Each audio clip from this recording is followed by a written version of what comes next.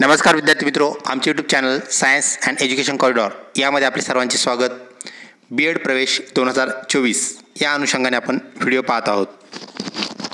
विद्यार्थी मित्रों, आपण अजूनही आमच्या चॅनलवरती जर नवीन असाल तर कृपया चॅनलला सबस्क्राईब करा, तसेच व्हिडिओ आवडल्यास नक्कीच लाईक करा। बीएड प्रवेशासंदर्भात असणाऱ्या सर्व अपडेट्स आमच्या चॅनलवरती आपल्याला मिळतील, यासाठी चॅनलला लिंक रहा। आपल्या प्रवेशासाठी महत्त्वाचं असणारं डॉक्युमेंट म्हणजेच TC, तर कोणत्या प्रकारचा TC आपल्याला बीएडच्या प्रवेशासाठी देता येतो या संदर्भातील हा व्हिडिओ। विद्यार्थी मित्रों, बीएड प्रवेशासाठी लागणारे डॉक्युमेंट्स म्हणजेच SSC मार्क मेमो म्हणजेच 10वीचे गुणपत्रक, HSC मार्क मेमो म्हणजेच 12वीचे गुणपत्रक, डिग्री मार्क मेमो म्हणजेच first year, second year, third year या तिन्ही वर्षाचे गुणपत्रक म्हणजेच मार्क्स मेमो। यामध्ये विद्यार्थी मित्रों सेकंड सेमिस्टर म्हणजे फर्स्ट इयरचा मार्क मेमो, त्यानंतर फोर्थ सेमिस्टर सेकंड इयरचा फायनल मार्क मेमो आणि थर्ड इयरचा सिक्स सेमिस्टरचा मार्क मेमो म्हणजे थर्ड इयरचा फायनल मार्क मेमो।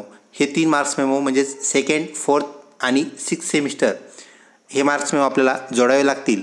तसेच PGचे मार्क्स मेमो जे आहेत विद्यार्थी मित्रों, PG जर कंप्लीट असेल म्हणजेच फर्स्ट इयर आणि सेकंड इयर तरच आपल्याला ते जोडता येतात। नुसतं PG फर्स्ट इयर झाला आहे, PG फर्स्ट सेमिस्टर झाला आहे, तो मार्क मेमो आपल्याला जोडता येत नाही, ही बाब आपण लक्षात घ्या।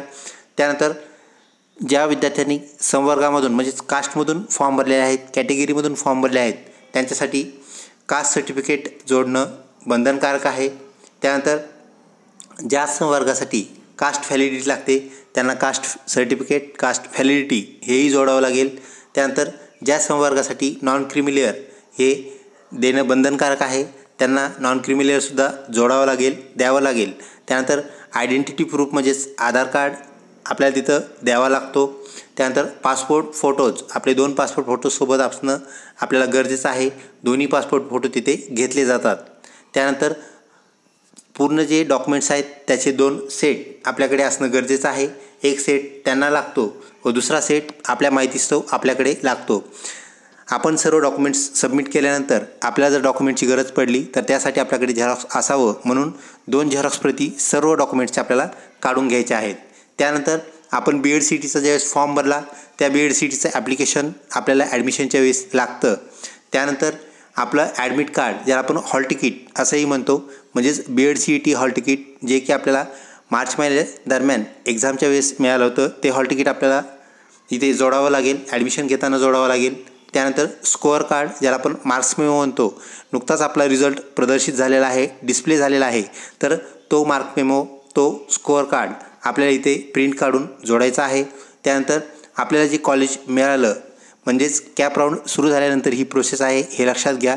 तर कॅप राऊंडमध्ये आपल्याला जे कॉलेज मिळतं त्याचंही एक तिथं आपल्याला टेबल आपल्यासमोर येतो, ज्यात कॉलेजचं नाव, कॉलेजचा पत्ता असतो आणि त्या कॉलेजला आपल्याला किती दिवसाच्या आत व्हिजिट करायचं तेही नमूद असतं, त्याची प्रिंट आपल्याला लागते। म्हणजे एकंदरीत हे सर्व डॉक्युमेंट्स आपल्याला जोडावे लागतात आणि हे ओरिजिनल फॉर्ममध्ये सुद्धा लागतात, ही गोष्ट आपण लक्षात घ्या। तर या समयेत विद्यार्थी मित्रो आपल्याला लागणारी गोष्ट म्हणजेच TC ही होय। तर कोणती TC आपल्या BED ॲडमिशनसाठी देय आहे, आपल्याला देता येते, ते आपण पाहूया।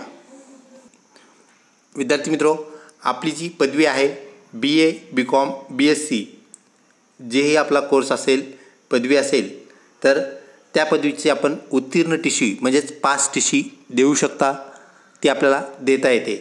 त्यानंतर जर आपलं ॲडमिशन कुठे असेल, ज्यावेळेस आपल्याला बोनाफाईड देता येतं, त्या कॉलेजकडून बोनाफाईड घेऊन आपण ज्या कॉलेजमध्ये आपलं BED ॲडमिशन होणार आहे त्याला बोनाफाईडसुद्धा आपल्याला देता येते।